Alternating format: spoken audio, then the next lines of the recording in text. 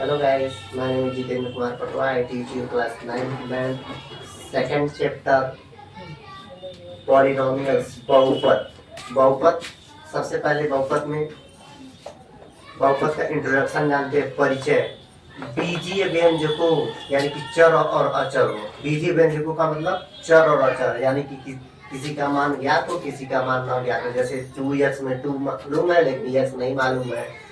बीजीय व्यंजकों के जोड़, गुणा, घटाना, भाग की संक्रिया को बहुपद कहते हैं। एग्जाम्पल के तौर पे 2x प्लस वाई देखिए जोड़ है, इसमें क्या है, कौन सा चर है, कौन सा अचर है। जिसके मान ज्ञात होते हैं वो अचर होता है, जिसके मान नहीं ज्ञात होते। देखिए x y का मान नहीं मालूम है तो ये हमारा क्या है, चर है। देखिए हाथ पैर है इसके, x के हाथ है, पैर है। x y क्या होते हैं, ये हमारे वेरिएबल होते हैं। कांस्टेंट क्या होते हैं, जो अटल हो जाए, जो नहीं बदले। जैसे 2 हो गया, यहाँ पर 2 हो गया, यहाँ पर 2 हो गया, ये क्या हो गया, हमारे कांस्टेंट हो गए। बाकी सब क्या है, वेरिएबल्स हैं, ठीक है ना, चर और अचर। तो बीजीय व्यंजकों, चर और अचर के जोड़, गुणा, घटाना, भाग की संक्रिया को क्या कहते हैं, बहुपद कहते हैं। एग्जाम्पल हमने लिख दिया, एक जोड़ का लिख दिया, एक गुणा का लिख दिया, एक घटाना का लिख दिया, एक भाग का लिख दिया, नोट कर लीजिए। अब इसके प्रकार, बहुपद के प्रकार: शून्य बहुपद, जीरो बहुपद, जीरो पॉलिनोमियल्स। देखिए जीरो में पॉलिनोमियल्स, इसका मतलब क्या हुआ, जीरो में पॉलिनोमियल्स बराबर जीरो एक्स। इसमें पद क्या हो जाएगा, जीरो एक्स का मतलब जीरो में किसी का गुणा होता है तो जीरो हो जाता है। इसमें पदों की संख्या क्या हो जाएगी, जीरो हो जाएगी, ठीक है। रैखिक बहुपद, लीनियर पॉलिनोमियल्स में इसके जो घात होते हैं, मैक्सिमम घात क्या होते हैं, यहाँ x का घात क्या है, जीरो है, कुछ नहीं है तो जीरो है। x पर घात जीरो का मतलब चूंकि क्या होता है, चूंकि x पर घात जीरो का मतलब क्या होता है, एक होता है, पता है। यहाँ पे जीरो ही है तो क्या हो जाएगा, यहाँ पे जीरो हो जाएगा। यहाँ पे x का घात क्या है, एक है तो रैखिक बहुपद है। यहाँ पर x का घात 2 है तो ये द्विघाती बहुपद है, क्वाड्रेटिक है। यहाँ पर घात 3 है तो क्यूबिक बहुपद है, पॉलिनोमियल्स है, ठीक है ना, त्रिघाती बहुपद है। बहुपद जिसमें n घात हो, देखिए जीरो से शुरू है, a0 x to the power 0, a1 x to the power 1, कहाँ तक, सो 1। लास्ट में क्या होता है, a1 x to the power n। इससे एक घटा करके लिख दिया, a पर n माइनस 1, x पर n माइनस 1, तो क्या है, ये हमारा पॉलिनोमियल है। n नंबर्स ऑफ n ना, पदों की संख्या क्या है, नंबर्स ऑफ n। इसमें पदों की संख्या क्यूबिक में 3 होता है, क्वाड्रेटिक में 2 होता है, रैखिक में 1 होता है, जीरो पॉलिनोमियल्स में 0 होते हैं, ठीक है, पदों की संख्या 0 होती है। अब चर और अचर क्या होता है, चर वेरिएबल्स जिसके मान न ज्ञात हो, जैसे x y z p q r मानते हैं ना, तो इसके मान हम लोग क्या है, नहीं ज्ञात है। चर देखिए हाथ पैर है इसके, तो इसके मान हमको ज्ञात नहीं है, ठीक है ना, p q r, ठीक है। उसके बाद अचर, कांस्टेंट, जो कभी नहीं बदलता है, जैसे 2 4 6 8 10, ये कभी नहीं बदलेगा, ठीक है ना, ये अचर है, कांस्टेंट, ठीक है ना।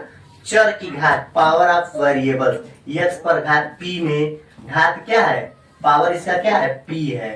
ऐसे एक और एग्जांपल ले, x पर घात q में घात क्या है, q है, ठीक है। और इसका चर के गुणांक, चर कोफिशिएंट ऑफ वेरिएबल, चर क्या है, इसमें चर और अचर क्या है। देखिए चर क्या है, x, देखिए हाथ पर है, जो चरने वाले जानवर होते हैं, x है, यहाँ पे भी x है, x, इनके गुणांक कोफिशिएंट। देखिए x का कोफिशिएंट यहाँ पर क्या है, x का गुणांक क्या है, ax स्क्वायर प्लस by, यहाँ पर ले लीजिए by प्लस cz, ठीक है ना। यहाँ पे x का गुणांक क्या है, a है, y का गुणांक क्या है, b है, z का गुणांक क्या है, c है। यही कोफिशिएंट यानी कि उसके गुणांक है। इसको नोट कर लिए, इसी पे प्रश्नावली लगेगी।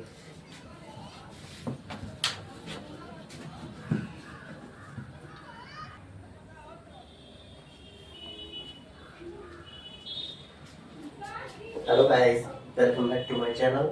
प्रश्नावली 2.1 क्लास 9 बहुपद पॉलिनोमियल्स। क्वेश्चन नंबर पहला कह रहा है, निम्नलिखित में कौन एक चर में बहुपद है और कौन नहीं। चर और अचर क्या होता है, चर अचर, ये हमने पिछली कक्षा में आपको बताया है। चर क्या होता है, जिसके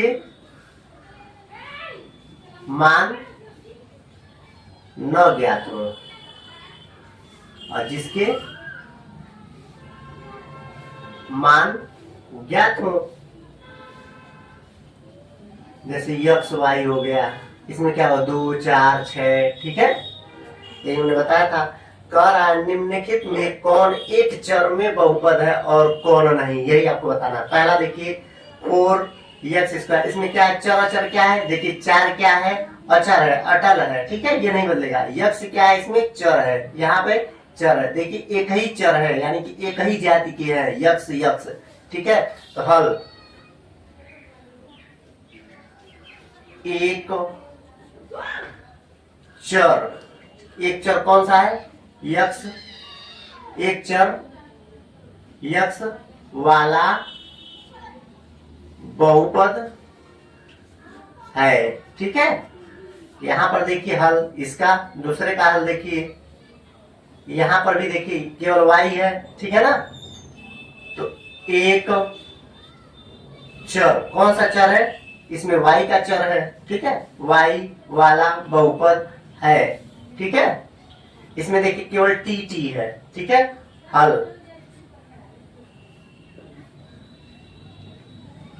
एक चर टी वाला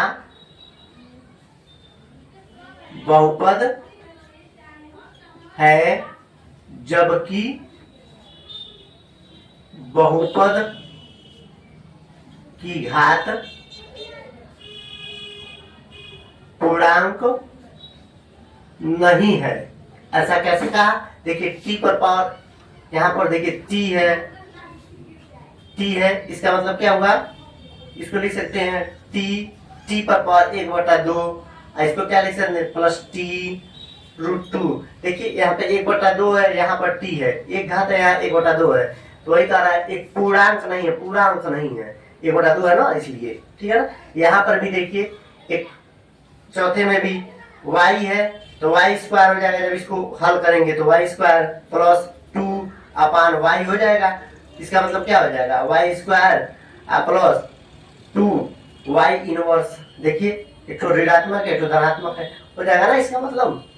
तो यहाँ पर भी लिखेंगे वही चीज, हल, ठीक है। क्या लिखेंगे, एक चर y वाला बहुपद है जबकि बहुपद की घात पूर्णांक नहीं है, ठीक है ना। अब इसमें देखिए हल,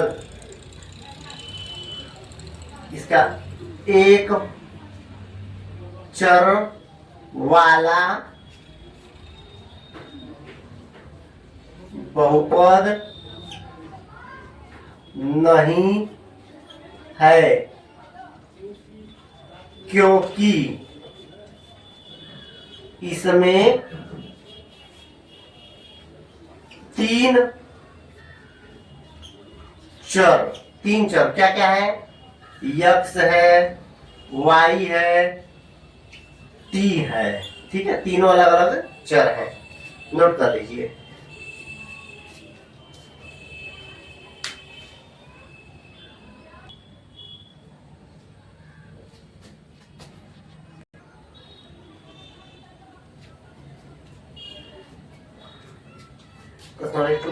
बहुपद क्लास 9 का क्वेश्चन नंबर दूसरा कह रहा है निम्नलिखित में प्रत्येक x² का गुणांक लिखिए, ठीक है।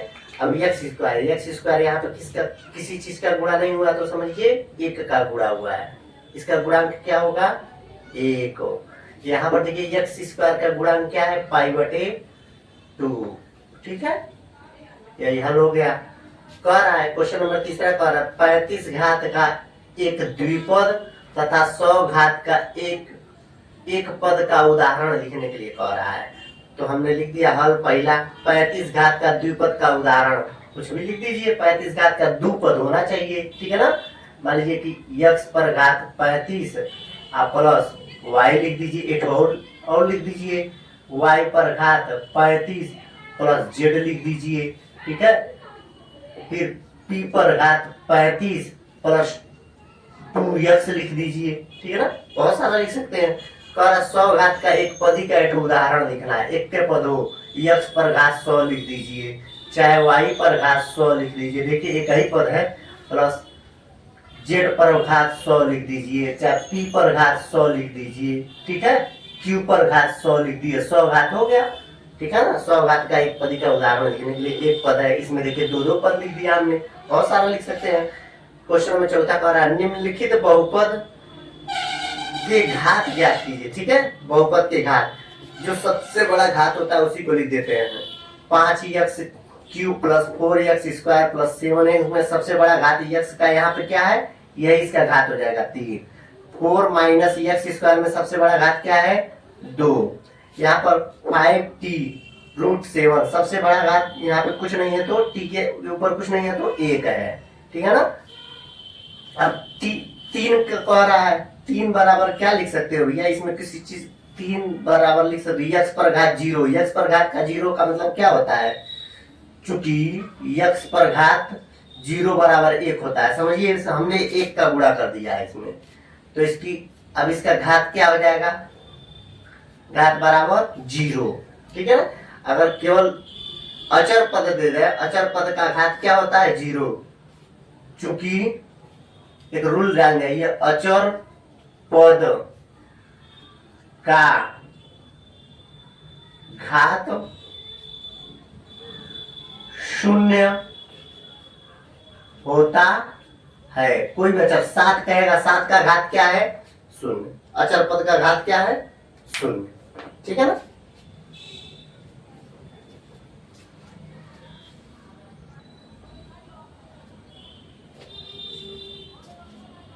क्वेश्चन नंबर 5वां देखिए, निम्न में कौन कौन द्विघात है और कौन 3 घात का है, ठीक है। ये क्या है द्विघात है, ठीक है ना, हल द्विघात बहुपद है, ठीक है। इसमें देखिए सबसे बड़ा घात 3 है, तो ये 3 घात बहुपद है। इसमें देखिए सबसे बड़ा घात क्या है 2 है, तो द्विघात बहुपद है। इसमें देखिए एक ही घात है, ठीक है ना, तो एक घात का बहुपद का है, चाहे रैखिक बहुपद का है, रैखिक बहुपद। इसमें देखिए एक ही घात है t पर, रैखिक बहुपद है, रैखिक बहुपद, ठीक है। आंसर लिख लीजिए।